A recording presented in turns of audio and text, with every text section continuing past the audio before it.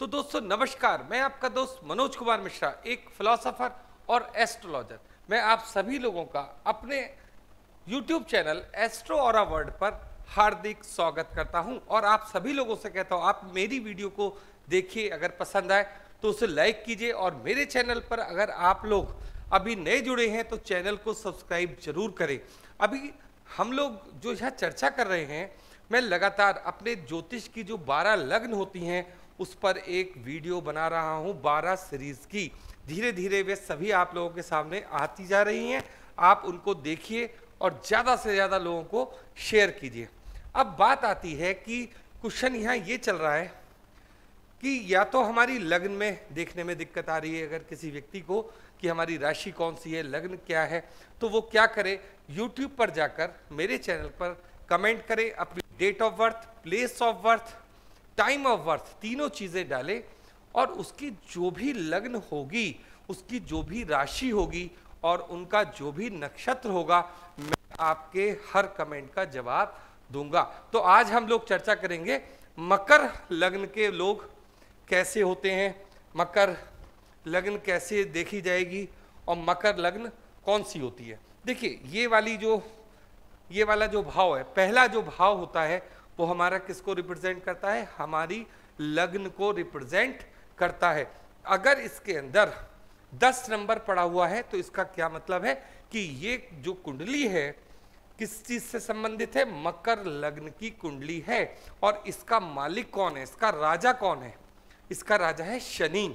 और यहाँ पर मंगल की जो ऊर्जा होती है वो क्या होती है, उच्च की होती है। मतलब मंगल की ऊर्जा उच्च होने का मतलब क्या है कि ये लोग कैसे होते हैं, एनर्जेटिक होते हैं। दूसरी बात क्या है कि यहाँ पर ही जो हमारे बृहस्पति देव हैं वो नीच के मतलब निम्न एनर्जी पर होते हैं, लो एनर्जी लेवल पर होते हैं। तो यह मतलब क्या हुआ, इस चीज का मतलब क्या है। देखिए, जो मकर लग्न आपको दी गई, जिन लोगों का भी जन्म मकर लग्न में होता है वे लोग कैसे होते हैं, मेहनत से अपनी मंजिल को प्राप्त करने वाले लोग होते हैं, मध्यम कटकाठी के लोग होते हैं, एनर्जेटिक लोग होते हैं। आलस इनमें थोड़ा कम देखा गया है, लेकिन जब ये आलसी होते हैं तो फिर कोई काम करना बिल्कुल भी पसंद नहीं करते। दूसरी बात इनके अंदर ये भी है कि ये अपनी स्वतंत्रता में बाधा बिल्कुल भी पसंद नहीं करते। अब बात आ रही है कि यहाँ पर मंगल की ऊर्जा हो गई जो हमें काम करने की शक्ति देती है, तो यहाँ पर बृहस्पति देव नीचे क्यों हो गए, क्या रीज़न है। देखिए, अगर आप इसको थोड़ा सा समझेंगे तो क्या है कि इन लोगों को कोई भी चीज़, जो भी ज्ञान प्राप्त करना है, मतलब कॉपी किताबों से संबंधित ज्ञान ये प्राप्त कर लें, बहुत अच्छी बात है। किसी भी चीज़ को पढ़ के करें और अच्छी बात है, लेकिन वो स्टोर कहाँ रहेगा, इनके माइंड में रहेगा। लेकिन जब ये कोई काम करने जाएंगे वहाँ पर जो भी कार्य ये करेंगे वो कॉपी किताबों के ज्ञान से करने की वाले लोग नहीं हैं। ये तो शनि की कुंडली है, शनि इसका मालिक है। तो जब कोई काम आप करोगे और वो एक्सपीरियंस आपको होगा कि इसमें हमने ये गलती करी, इसमें ये हमने अच्छी बात करी, ये काम हमारा सक्सेसफुल हुआ, तो ये जो एक्सपीरियंस से ज्ञान होता है, जो अनुभव से ज्ञान आता है, ये है शनि देव का ज्ञान। वो नॉलेज जो आप कर्म करने के बाद गेन करोगे, ये उस ज्ञान की चर्चा यहाँ हो रही है। मतलब ये लेक्चर वाला ज्ञान नहीं है, किसी ने आपको समझाया या कुछ करा नहीं। आप जब उस कार्य को खुद अपने हाथ से करोगे तब वो ज्ञान, जो वो अनुभव जो आपको प्राप्त होगा, ये आपका ज्ञान है।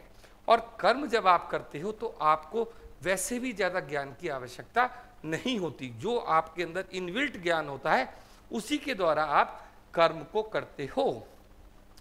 अब बात आती है कि जिस प्रकार से शनि को आपको समझना है, क्योंकि कुंडली का मालिक है, तो हमें थोड़ा शनि को भी समझना होगा। शनि मकर राशि का मालिक है और इसका मतलब क्या है, शनि बाधा भी है।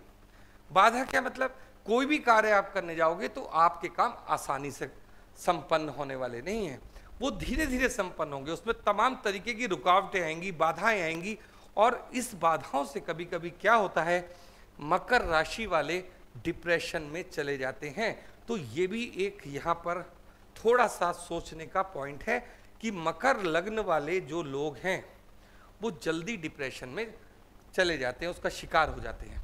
तो इस प्रकार से ये टोटल ओवरऑल हुआ लग्न के बारे में। अगर आप शनि की रुकावटों से रुक गए तो ये उसी प्रकार से होगा कि किसी भी काम को आप फिर अचीव कर ही नहीं सकते। आप ये गांठ बांध लीजिए कि जब मैं कोई काम करूंगा और उसका अच्छा या बुरा इफेक्ट कुछ भी होगा तो उससे हमें आगे बढ़ना है, ऐसा नहीं है कि हमें रुक जाना है।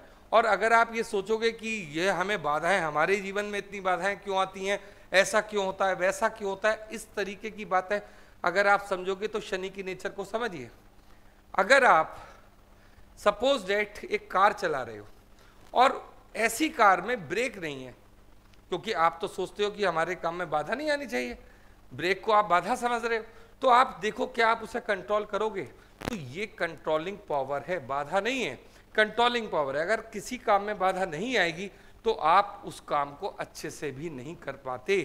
तो ब्रेक का होना जीवन में बहुत जरूरी है। इसीलिए शनि कहते हैं कि आपको अनुशासित होना है। आपको ऐसा नहीं है कि जहां मर्जी आप ऐसे चल दिए, आपको अनुशासन में रहकर अपना जीवन यापन करना है। अब ये बात तो हुई हमारे लग्न के बारे में। लग्न क्या होती है? हम लोग स्वयं। तो ये बात हुई लग्न के बारे में। अब लग्न से अगला वाला जो भाव होता है उसका क्या होता है? गेन का भाव होता है। अब गेन के भाव में क्या पड़ा हुआ है, क्या नंबर लिखा हुआ है? 11 नंबर लिखा हुआ है। अब ये भाव किसका है? ये भाव भी शनि का ही है। और यहां पर शनि के साथ साथ किसकी एंट्री है? राहु की एंट्री है। अब ये राहु क्या है? सांसारिक माया, सांसारिक ज्ञान, संसार का ज्ञान। तो जब ये आपके कुटुंब में, कुटुंब के हाउस में शनि और राहु का कॉम्बिनेशन है, तो इसका मतलब क्या हुआ? ऐसे जातक को अपने कुटुंब से ही ऐसी शिक्षा मिलती है कि भैया जल्दी जल्दी पढ़ो लिखो और पैसा कमाना शुरू करो। क्योंकि सबसे पहला ज्ञान जो राहु का पहला ज्ञान है वो क्या है? पैसे से संबंधित है, दुनियादारी से संबंधित है, रिश्तेदारी से संबंधित है। आपको अपने सारे कुटुंब के रिश्ते नाते यही समझ में आ जाएंगे, कौन हमारा है कौन हमारा नहीं है। और कुटुंब में सारे लोग आते हैं। तो यहाँ पर जो मकर लग्न वाले लोग होते हैं उनको ये देखो आप कि वो बहुत जल्दी ही अपने जीवन में पैसा कमाना सीख जाते हैं, पैसा अर्न करना सीख जाते हैं। कोई जॉब में जाए, बिजनेस में जाए, या उसके अंदर कोई भी ऐसा टैलेंट हो जिसके द्वारा उसको पैसा आने लगे, तो इनको पैसा बहुत जल्दी कम उम्र में ही आने लगता है। 20 साल, 22 साल, 23 साल, 24 साल में सेटल हो जाते हैं, पैसा कमाना शुरू कर देते हैं। अब हम लोग बात करेंगे इनके तीसरे भाव की। और तीसरा भाव किस चीज का होता है? तीसरा भाव होता है हमारे पराक्रम का, हमारे छोटे बहन भाइयों का, और जो मीडिया जिससे हम लोग आज की डेट में जुड़े हुए उसका भाव होता है। अब यहां पर क्या पड़ा हुआ है? 12 नंबर पड़ा हुआ है, मतलब मीन राशि के बृहस्पति। ये आपको क्या इंडिकेट करना चाह रहे हैं? देखिए, ये आपको इंडिकेशन ये दे रहे हैं कि जो भी ज्ञान, जो भी आपने अर्जित किया है, यहाँ पर शुक्र उच्च के होते हैं, ये भी आपको देखना है। तो यहाँ पर ज्ञान हो गया बृहस्पति से संबंधित और शुक्र हो गया पैसे वगैरह से संबंधित। तो यहाँ पर आपको इस चीज का दान देना है, मतलब इसको बांटना है, आगे बढ़ाना है। अगर आपको आगे बढ़ना है तो आपको ये कार्य करते रहना ही है। अब हम लोग बात करेंगे इनके चौथे भवन की। तो चौथा भाव क्या, किस चीज का भाव होता है? चौथा भाव होता है हमारी माता का, हमारे मकान का, हमारी भूमि का, हमारी गाड़ी वगैरह, जो हमारे भौतिक सुख हैं उनका। अब अगर आप इसको देखोगे, मकर लग्न की कुंडली को अगर आप देखोगे ध्यान से, तो यहाँ क्या नंबर पड़ा हुआ है? 1 नंबर पड़ा हुआ है। स्वामी कौन है? शनि। और यहाँ पर जो पावर है वो पड़ी हुई है मंगल की, और 1 नंबर में ही सूर्य उच्च के होते हैं, मतलब अपनी हाई पावर पर होते हैं। तो इसका मतलब क्या हुआ? इनको जो भी मकान मिलेगा, इनको जो भी गाड़ी मिलेगी, या कोई जमीन भूमि कुछ भी मिलेगा, उसमें कहीं ना कहीं इनके फादर का हाथ जरूर होगा। हो सकता है अगर आप मकान बना सकते हो तो जमीन उन्होंने दे दी, या जमीन आपके पास है तो मकान उन्होंने बनाने के लिए पैसा दे दिया, या कुछ इस तरीके की आपकी हेल्प कर दी जिससे कि आप 4th हाउस का सुख ले सकते हो। और अगर आपको गाड़ी लेनी है तो हो सकता है कि आपको फादर ने आपको आपकी गाड़ी दे दी हो, या कुछ इस तरीके का पैसा दे दिया हो कि कुछ पैसा आपने लिया हो और कुछ फादर, मतलब कहीं ना कहीं फोर्थ हाउस में आपके भौतिक सुखों में जो मेन सुख होते हैं, मतलब गाड़ी का और जमीन का और आपके मकान का, उसमें कहीं ना कुछ कंट्रीब्यूशन आपके फादर का जरूर होगा। अगर वो आपकी मदद पैसे से भी नहीं कर पा रहे हैं भाई दिवे, तो क्या करेंगे, मकान आपका बन रहा है और ड्यूटी वो दे रहे हैं। तो कहीं ना कहीं ये जो हाउस है इसमें थोड़ा सा जुड़ाव किसका आएगा, फादर का होगा। क्यों होगा, क्योंकि यहाँ पर सूर्य अपनी हाई एनर्जी में होते हैं। अब हम लोग बात करेंगे इनके पांचवें भवन की। पांचवा भवन किसका होता है, पांचवा भवन होता है हमारी संतान का और लव एंड रोमांस का, और किस चीज का होता है, हमारी बुद्धिमत्ता का होता है, और जितनी भी एक्टिविटीज हम करते हैं या हमारी हेल्थ का होता है। बहुत सारी चीजें हम फिफ्थ हाउस से देखते हैं। अब फिफ्थ हाउस में अगर हम देखते हैं तो मकर लग्न वालों की कौन सी ऊर्जा पड़ी हुई है, वृषभ लग्न वाली ऊर्जा, वृषभ राशि वाली ऊर्जा यहां पड़ी हुई है। मतलब एक ऐसा शुक्र जिसकी चाहत किसको है, शनि को है। शनि क्या है, अंधेरा है, और शुक्र क्या है, तारा, उजाला, स्टार, और वो चमकेगा कब, जब ज्यादा अंधकार होगा। तो इस प्रकार से चाहते ना चाहते हुए भी आप ये देखोगे इनका जो अट्रैक्शन पॉइंट है वो किसकी तरफ होता है, शुक्र की तरफ होता है। तो यहां पर फिफ्थ हाउस में शुक्र को देने का मतलब क्या है, अगर आप शनि की टेंडेंसी को थोड़ा सा भी समझने की कोशिश करोगे तो ये जो मकर लग्न वाले लोग होते हैं, क्योंकि ये संतान भाव का घर है, तो ये बालक पैदा करने में, चाइल्ड बर्थ में ज़्यादा इंटरेस्ट नहीं लेते। अच्छा, ऐसा नहीं मैं आपसे बोल रहा कि इनकी चाइल्ड बर्थ नहीं होगी या ऐसा नहीं, इनको चाहिए एक ऐसा शुक्र, मतलब एक ऐसा सामने वाला, स्त्री है तो पुरुष और पुरुष है तो स्त्री, जो इनकी इस कार्य में हेल्प करे। मतलब अच्छे लेवल का शुक्र इनको चाहिए, क्योंकि शनि का जो सारा सिस्टम है वो शुक्र के साथ किस भाव से जुड़ा हुआ है, फिफ्थ हाउस से, मतलब लव एंड रोमांस से जुड़ा हुआ है। तो इनका जो सारा ध्यान है वो इस तरीके से रहता है, हर तरीके की सुख सुविधाओं को प्राप्त करने की तरफ इनका ज्यादा ध्यान रहता है।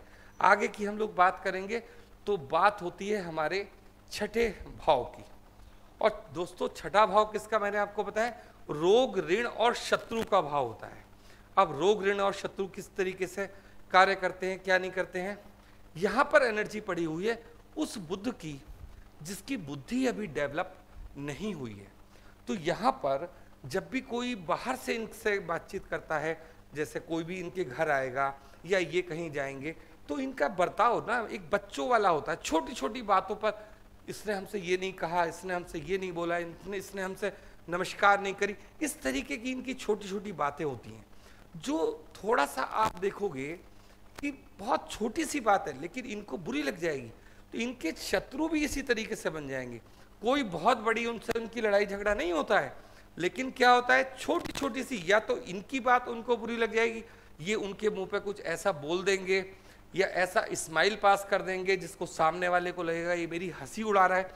तो ये बुद्ध की वो बचकाना हरकतें हैं जिसकी वजह से इनको क्या होता है, रोग ऋण और शत्रु इनके बन जाते हैं।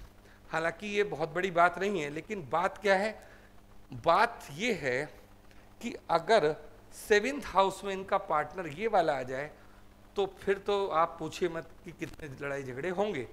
मिथुन राशि वाले पर्सन से शादी कर लें तब ये वाली प्रॉब्लम्स आती ज़्यादा हैं। अब हम लोग बात करेंगे इनके सेवेंथ हाउस की। अब सेवेंथ हाउस किसका होता है, सेवेंथ हाउस होता है हमारे स्पाउस का। अगर हम बिजनेस वगैरह करते हैं या कुछ भी चीज़ हम खरीदते हैं और पार्टनरशिप में खरीदते हैं तो भी हम किसको देखते हैं, सेवेंथ हाउस को देखते हैं। अब सेवेंथ हाउस में क्या पड़ा हुआ है, सेवेंथ हाउस में पड़ा हुआ है चंद्रमा, चंद्रमा की एनर्जी, और उधर सामने क्या है, शनि की एनर्जी। तो शनि का जो पार्टनर होगा वो किस तरीके का होगा, शनि, अगर शनि को उठा के देखते हैं वो अपनी लाइफ में सबसे ज़्यादा अगर प्यार करते हैं तो किससे करते हैं, अपनी मदर से, अपनी माता से प्यार करते हैं। तो ये क्या सोचते हैं ये लोग कि जो भी हमारा लाइफ पार्टनर हो वो हमारा ध्यान रखने वाला, और वो ध्यान किस प्रकार का, जिस प्रकार से एक माँ अपने बच्चे का ध्यान रखती है उस प्रकार से ध्यान रखने वाला बंदा हो। और अगर ये इस तरीके के लोगों से शादी करते हैं, इनकी बढ़िया चलती है, और बाय द वे ऐसा पार्टनर इनका नहीं मिला तो ये उसको छोड़ देते हैं, क्योंकि शनि अलगाव का भी ग्रह है। तो क्या करते हैं यहाँ पर हम, ये अलगाव भी पैदा करता है। अलगाव पैदा करता है मतलब यहाँ पर जो इनका रिलेशन है ये बहुत ज़्यादा बढ़िया नहीं होता है, इसलिए दाम्पत्य जीवन इनका बहुत अच्छा नहीं मानता हूँ मैं। अब अगली बात करेंगे हम इनके 8th हाउस की। देखिए जहाँ 8th हाउस को हम देखते हैं तो वहाँ पर एनर्जी, वहाँ पर ऊर्जा किस चीज़ की पड़ी हुई है, सूर्य की पड़ी हुई है। अब ये सूर्य पिता को भी इंडिकेट करता है, सूर्य सरकार को भी इंडिकेट करता है, सूर्य ईगो को भी इंडिकेट करता है। तो ये 8th हाउस किस चीज़ का है, गुप्त विद्याओं का, गुप्त ज्ञान का, ये सारा का सारा विषय किसका है, 8th हाउस का है। अब यहाँ अगर आप इसको समझने की कोशिश करोगे कि यहाँ पर 5 नंबर आने का मतलब क्या है, देखिए इनके पिता जो यहाँ पर अभी बहुत अच्छी भूमिका निभा रहे हैं इनके साथ, इनको सब चीज़ें इन्होंने प्रोवाइड कराई, लेकिन शत्रुता भी इनकी उन्हीं के साथ है। तो कहने का मतलब क्या है कि जो शनि है ना, उनके शत्रु कौन है, सूर्य हैं एक दूसरे के मतलब बेटे हैं शनि। लेकिन क्या है, अगर आप भाव देखोगे, इस चीज़ को समझने की कोशिश करोगे, शनि सूर्य से ज़्यादा अच्छी ट्यूनिंग नहीं है। मतलब अगर वो प्रकाश है, सूर्य प्रकाश है, तो शनि क्या है, अंधकार है, तो कैसे मिल जाएगा, आपस में नहीं बनेगी। तो इसको इस पर ध्यान देना होगा। ध्यान देने का मतलब क्या है कि जब आपके साधना के भवन में आत्मा पहुंचती है तो वहां पर क्या करना होगा, आपको प्रयास करना होगा, मेडिटेशन वगैरह करने होंगे। इस तरीके की ये साधना के हाउस में आपकी आत्मा का पहुंचना ये इंडिकेट करता है। दूसरी बात आती है अब इनके भाग्य भवन की। अब भाग्य भवन का स्वामी कौन है, भाग्य भवन का स्वामी है बुध, और बुध और शनि दोनों आपस में बहुत अच्छे मित्र हैं। मैंने आपको अपनी पिछली वीडियो में बताया कि जो लग्न होते हैं उसके 2 मित्र होते हैं, एक 5वां भाव, एक 9वां भाव। अब 9वें भाव में 6 नंबर मतलब कन्या राशि का बुध, और यहाँ बुध क्या होता है, वैसे ही हाई एनर्जी पर होता है। और यहाँ आप ये समझने की कोशिश करिए कि आपका भाग्य जब ही जागृत होगा जब आपकी बुद्धि जागृत होगी। मतलब जब आप अपने बुद्धि विवेक का उपयोग करके कोई कार्य करोगे तो आपका ये 9th हाउस जागृत होगा। अब इससे अगले भाव की बात करते हैं, वो है हमारा 10th हाउस। और 10th हाउस में क्या है, कर्म का भवन। हमारा कर्म कैसे होगा, कर्म का तो पूरी कुंडली है, कर्म के तो पूरा स्वामी है। अब यहाँ पर क्या है, शुक्रदेव, और वो भी कौन सी एनर्जी, तुला की। अब यहाँ क्या इंडिकेशन है, अगर आप ये समझने की कोशिश करोगे बहुत इजीली, 7 नंबर में क्या होता है, शनि हाई लेवल पर पहुंच जाते हैं। इसका क्या मतलब है कि ऐसे लोगों को काम करने के लिए आप अकेला छोड़ दीजिए, फिर देखिए कि आप वो काम किस तरीके से करके लाते हैं। इनको डिस्टरबेंस, जो मैंने आपको शुरू में बोला था, इनको लाइफ में डिस्टरबेंस बिल्कुल पसंद नहीं। ये एकांतवादी लोग हैं। एकांतवादी का मतलब कोई भी काम इन्हें करना होगा अपने ढंग से करेंगे, और अपनी फील्ड में अच्छा काम करके आपको दिखाएंगे, ज़्यादा से ज़्यादा कोशिश करेंगे। जैसे आप मान लीजिए 1 घंटे की कोई क्लास ले रहे हैं और पता चला कि टॉपिक थोड़ा लंबा हो गया और वो क्लास 2 घंटे की हो गई, तो ये पीछे हटने वाले लोग नहीं, क्योंकि कर्म प्रधान राशि है, कर्म प्रधान ये लग्न है, और ये इनको वैभव देता है। शुक्र का यह होने का मतलब क्या है कि आपको जो भी चीज़ फादर से मिली है, कहाँ पर, 4th हाउस में, तो आप उसको और बढ़ा दोगे। जैसे उन्होंने मकान बना के दिया, आप उसको बहुत अच्छा डेकोरेट कर दोगे, क्योंकि वो वैभव है। बहुत अच्छा खर्च करोगे, बहुत अच्छा वैभव प्राप्त करोगे। अच्छी गाड़ी होगी, जो गाड़ी उन्होंने दिलवाई है उससे भी आप और अच्छी लोगे, और अच्छे आगे बढ़ते चले जाओगे। क्यों, क्योंकि शनि की पावर शुक्र के साथ जब मिलती है तो ये लोग अपने कर्म में मतलब पैसा कमाने में उच्च लेवल पर जाते हैं। अब हम लोग बात करेंगे 11th हाउस की। अब 11th हाउस किस चीज़ का है, 11th हाउस है फुलफिलमेंट ऑफ डिजायर। अब फुलफिलमेंट ऑफ डिजायर के हाउस में किसकी एनर्जी पड़ी हुई है? मंगल की एनर्जी पड़ी हुई है। और वही एनर्जी अगर आप सोचते हो कि इन लोगों को ये लेकर ही आए हैं, शुरू से ही अपने साथ लेकर आए हैं, अब यह मंगल की जो वो ऊर्जा है वो वृश्चिक राशि वाली ऊर्जा है। अगर आप लोगों ने मेरी वृश्चिक राशि वाली, वृश्चिक लग्न वाली वीडियो ना देखी हो तो एक बार जरूर देखें कि वृश्चिक वाले लोग कैसे होते हैं कि उनको साधना करके अपने आप को साधते हैं। तो यहाँ पर क्या होगा, जब फुलफिलमेंट ऑफ डिजायर के क्षेत्र में ये लोग प्रवेश करते हैं तो किस लेवल पर होंगे? मतलब अगर ये थोड़ा सा भी इनको गुरु का सानिध्य मिल जाए तो ये लोग क्या करेंगे, अपने 6 के 6 चक्रास को जागृत कर लेंगे, क्योंकि 7वां चक्र से इनका सिस्टम है। 12वें हाउस में मैं लेकर आऊंगा अभी आपको। तो जब फुलफिलमेंट ऑफ डिजायर मतलब इन लोगों को हर चीज मिलेगी, और अब ये लोग जब अपने ऊपर वर्क करना शुरू करते हैं तो ये ऊर्जा इनकी इतनी मददगार होती है कि 11th हाउस में ही इनकी जो इच्छा होती है कि अब मैं और आगे बढ़ूं, अपने ऊपर वर्क करूं, तो ये कार्य इनको मंगल की ऊर्जा देती है करके। अब हम लोग बात करेंगे इनके 12th हाउस की।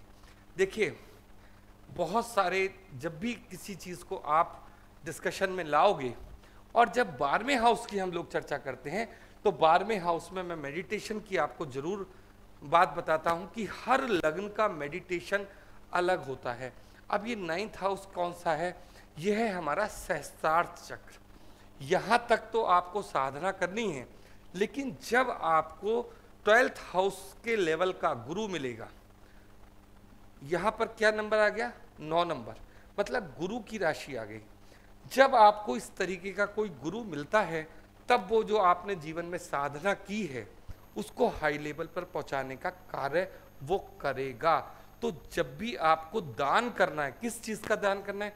आपको ज्ञान का भी दान करना है। वो दान मैंने आपको 3rd हाउस में भी, 3रे भाव में भी बताया। लेकिन यहाँ पर क्या है, कोई भी चीज चाहे वो ज्ञान ही क्यों ना हो, आपको स्टोर करके नहीं रखनी है, उसका दान देना है। और ऐसे गुरु को दान देना है जो उसको कई गुना आगे और लोगों तक भी पहुंचाए। और आपका कार्य भी क्या है, खुद अपने ज्ञान को अपने ही द्वारा आगे बढ़ाइए।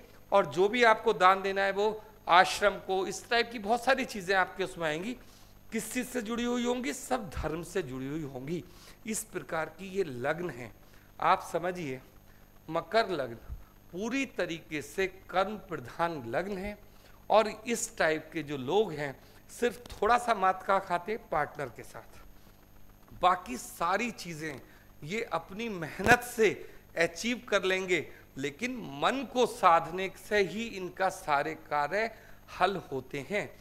अब आपने पूरी वीडियो देखी, मेरा छोटा सा विश्लेषण है। अगर आपको ये अच्छा लगा हो तो वीडियो को लाइक कीजिए, चैनल को सब्सक्राइब कीजिए, और जो भी आपका प्रश्न इससे संबंधित आता हो तो आप मुझे बताइए, कमेंट कीजिए कि हाँ ये चीज़ हमारी समझ में नहीं आई। अब जब इसके ऊपर ग्रह पहुंच जाएंगे अलग अलग, तो वो अलग अलग तरीके के ग्रह वहाँ पर क्या वर्क करते हैं, ये सब बात की बात है, फिर किसी और दिन डिस्कशन करेंगे। आज के लिए इतना ही, और आप लोगों ने इतना समय दिया उसके लिए आपका बहुत बहुत धन्यवाद। आज के लिए इतना ही।